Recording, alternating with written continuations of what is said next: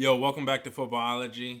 I'm so happy to say that again. It's been way too long and way overdue for this video, but I really need to get back home with videos. I know I keep saying that, so I'm just going to leave all that stuff out. But I'm really happy to do this video. Mid-season crisis. If you guys are like me in the position that I'm in, you need some guys to kind of pick up. Jeremy Maclin just got ruled out for this Sunday. He's a guy that I'm definitely trying to replace. But these are the list of guys that I have that or guys that you can probably pick up and run all the way throughout the playoffs and into your hopefully a championship game. Also, if you're like me, I'm in a situation where in my buy-in league, I'm 3-5-1 right now.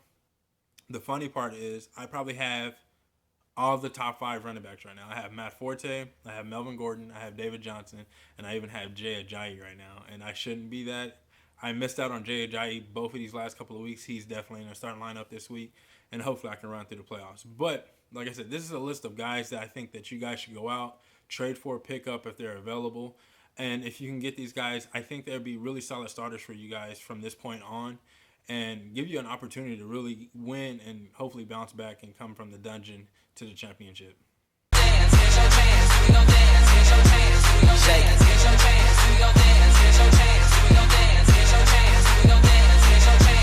Drop down and shake, shake. Drop down and shake, shake. Drop down and shake, shake. Drop down and shake.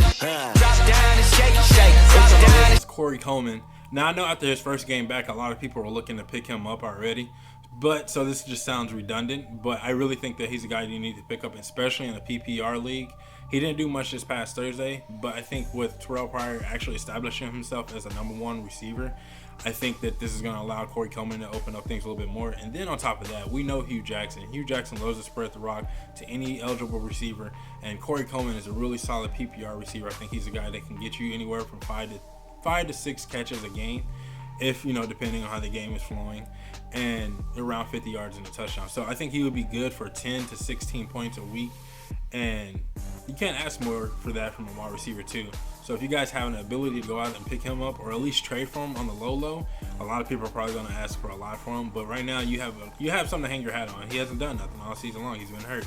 So you have something to hang your hat on, and I think he's a guy that you can definitely go out. And like I said, I'm hurting at the receiver position right now in one of my leagues. Corey Coleman's the guy I'm aiming for, and hopefully I can get. Next on my list is TJ Yeldon. Now with TJ Yeldon, he really hasn't. You can say he's had a bad year, but anyone on that Jacksonville offense has had a bad year. Even Allen Robinson, the guy that you're expecting to be a WR1 and definitely do a lot of damage for you every week and week in and week out. I had him. I got rid of him just in time. It was perfect.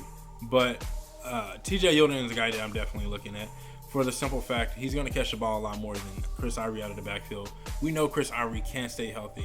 Chris Ivory is a sneeze away from being out of game, and TJ Yeldon being the primary. When they played the Chiefs this past week, they really ran the rock, and they ran the rock with authority and with a purpose. And I think that's something that Gus Bradley is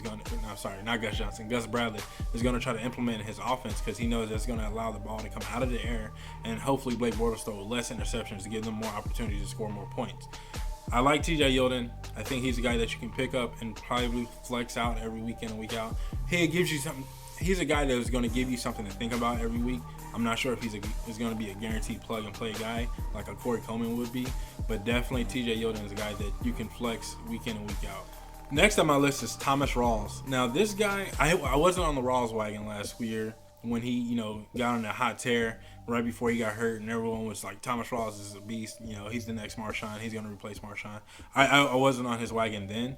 I'm picking him up now. I actually picked him up 2 to 3 weeks ago before any of this rumor about him coming back and CJ Prosise getting more touches, Kristen Michaels going down and carries and then touches. But I picked him up a long time ago, and I think you guys should definitely go pick him up. He's available in a lot of leagues that I've looked in, especially in my leagues. I'm in like 8 different leagues, and almost every league he's available. I think he's a guy you go pick up, and if you have the space in the roster area or roster space to stash him, definitely stash him. Keep a hold on him, because I think in about 2 or 3 weeks he's going to get hot.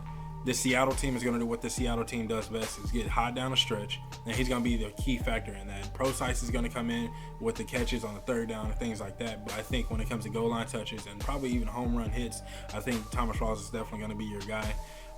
he stays healthy down the stretch, he's definitely going to be a RB1 or even RB2. Sorry, not even RB1, RB2. A guy that you can consistently play week in and week out, and hopefully ride all the way to your championship game. My next two guys are going to be wild card guys, but definitely going to give you someone to think about starting week in and week out.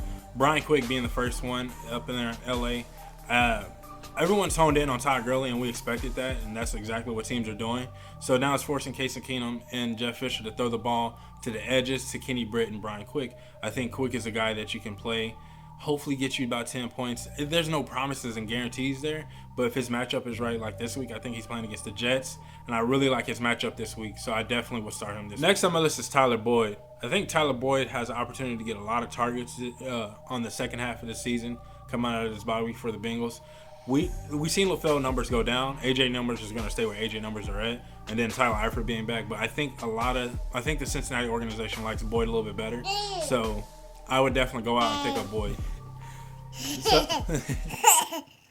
All right, so that's all I have for you guys this week. This is my daughter. She wanted to come in the video. I can't hold her out any longer. Say hi. Hi.